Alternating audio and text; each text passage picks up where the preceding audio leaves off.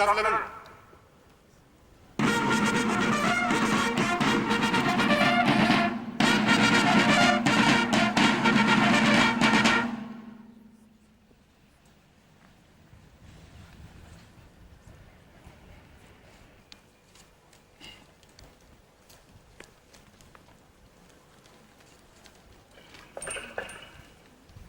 Capitaine Ndriamananto Wilmandine, voka avy amin'ny andiny mitondra ny anarana Kolonely Alphonse Rakotonirainy.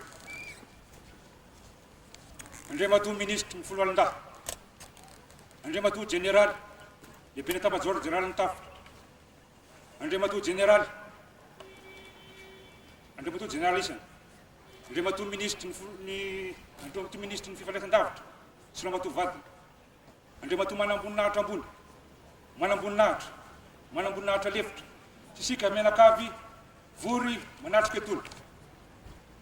Tompoko vavy, sy tompoko lahajay. Vory eto isika menakavy, manatrika zao lanonana, fanomezana amin'ny fomba ofisialy, ny anarany ty toby ty eto Fiadanana. Vato, sy labato fanao tampotompo, sombosombo fanao sisitra.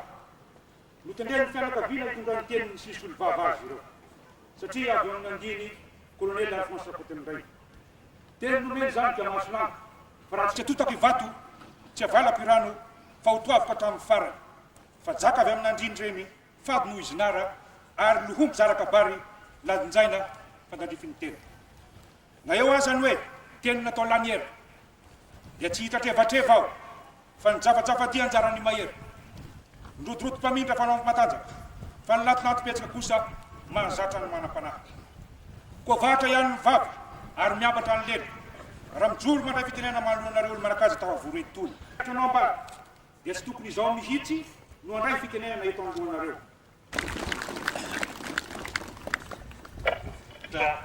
Isan'isany Andriamanto généraly na amperonasa zany na efa misotro ronono.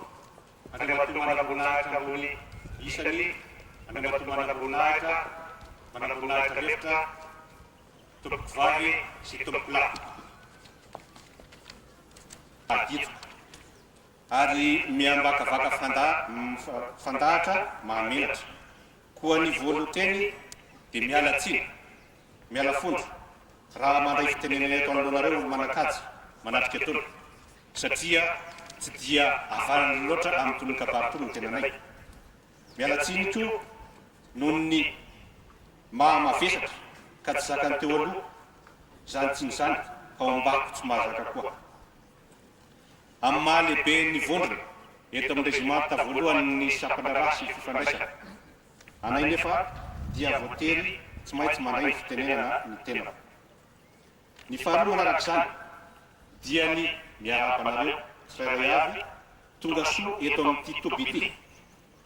Tonga soa satria tsy azo trapona teny an-dalana ny aminareo ka tafavory soamatsara eto amin'ity Toby ity isika menakavy anatrika izao lanonana izao.